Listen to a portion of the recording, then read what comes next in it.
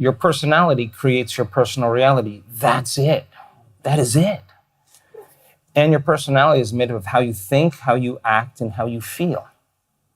So keep thinking the same way, keep acting the same way, keep feeling the same way. Your personality is the same, and your personal reality will be the same as well. So if you wanted to change your life, if you wanted to change your personal reality, you would have to change your personality. And then you'd have to start thinking about what you've been thinking about and decide if you really want to believe that any longer. And when does the story end? It's that moment that you become so conscious of that thought, you're so tired of it, you're so aware of it that you would never let it slip by your awareness ever again. You catch yourself complaining and blaming and making excuses and feeling sorry for yourself, and that's been your unconscious program. Then the moment you become conscious of those unconscious behaviors, you're out of the program. You're only in the program when you're unconscious, and so it takes an enormous amount of energy and awareness to separate from those programs. And then there's those emotions that we feel every single day that are so familiar to us that we don't even know what they are. We just feel guilty. We don't even know it's guilt. It's just how we feel. And the stronger the emotions that we have to experiences in our life, the more altered we are inside of us. When the chemistry changes inside of us, the brain narrows the focus on the cause and takes a snapshot or a series of snapshots, and that's called a long-term memory. And so then it makes total sense then that a person, by every time they relive that event in their life, they're making the same chemistry in their brain and their body, and their body's literally believing it's living that experience over and over again. And now the body's so in the past that it's the mind of the past. So then the act of becoming so conscious that you don't go unconscious is a changing of consciousness. How many times do we have to forget until we stop forgetting and start remembering? That is the moment of change. And I looked up the word meditation. I looked it up. I wanted to know what that symbol meant, and it means to become familiar with, to become so conscious of your unconscious self, to know thyself so well that you don't default back to that old personality that's a set of hardwired thoughts and attitudes and beliefs, automatic habits and behaviors and emotional responses that are equally as automatic. And the hardest part about change is not making the same choices you did the day before.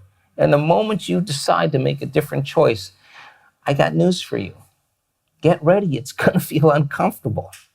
It's going to feel unfamiliar. There's going to be some uncertainty. There's going to be some unpredictability. You're not complaining any longer. Your body's going to go, well, what have you been doing for the last 30 years? You're just going to stop today? We've manufactured all these chemicals so easily. And the body's going to start craving those emotions. And it's going to signal the brain to do what? Think the same thought. Why?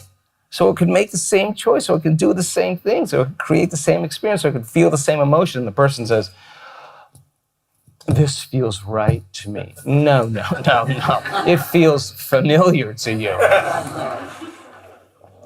So the 95% of the personality that is on automatic pilot, to know thyself, we discovered that you don't walk around pretending to forgive. That's not what it's about. Is you sit in the fire in the meditation and you keep working and selectively deciding what thought you do want to believe. And when it's the hardest, matters the most. If you were really, truly ambitious about your life, you would say before you got up in the morning, I'm going to remind myself of who I no longer want to be, how I'm not going to think, how I'm not going to act, how I'm not going to feel. I know it's going to be uncomfortable, but let me just, when I step in that river of change, that biological, that neurological, that chemical, that hormonal genetic death of the self, let me help myself here. What thoughts do I want to fire and wire in my brain? And with attention and with intention. If a belief is just a thought you keep thinking over and over in your brain, you can begin to install neurological hardware in your brain. Keep doing it, and the hardware becomes a software program, and the side effect of that is that's a new voice in your head. No magic there. If you said, how am I going to be with my ex? How am I going to be with my coworker? How am I going to be with my kids? What would greatness look like today? What would love do today? And if you closed your eyes and you rehearsed the scene, the act of mental rehearsal, just imagining something, the brain, when it's present, doesn't know the difference between what the person is imagining and the real life experience. And the brain is changing to look like the event has occurred. Keep installing that hardware, and all of a sudden it'll become a software program, and you might actually start acting like a happy person. No magic there either. You primed the brain for that behavior. You installed it. This is the hard part for most people. Can you teach your body emotionally what the future will feel like before it happens? That means you're not waiting for your wealth to feel abundant. You're not waiting for your success to feel empowered. You're not waiting for your new relationship to feel love. You're not waiting for the mystical experience to feel awe. You're not waiting for your healing to feel gratitude. That's the old model of reality of cause and effect. Wait for something outside there to change, to take away this lack or separation or emptiness that I feel inside me. But if you begin to condition your body into the emotion of that future, and you could become familiar with that emotion because you could bring it up every day, and you could keep becoming more familiar with the way you're thinking, the way you're acting, and the way you're feeling. If you actually feel the emotions of your future before they happen, you'll never look for it. Why would you look for that future if it felt like it already happened? Get ready.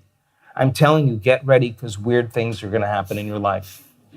The side effect of that is the synchronicity, the serendipity, the coincidence, the opportunity, the unusual event that causes you to do the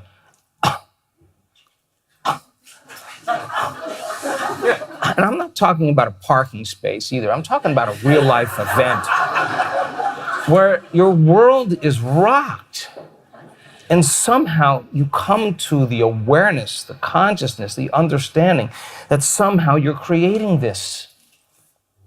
And we move from being the victims of our lives to being the creator of our lives. And I want people to experience that, to prove to themselves how powerful they really are. And people have done all kinds of things as a result of it.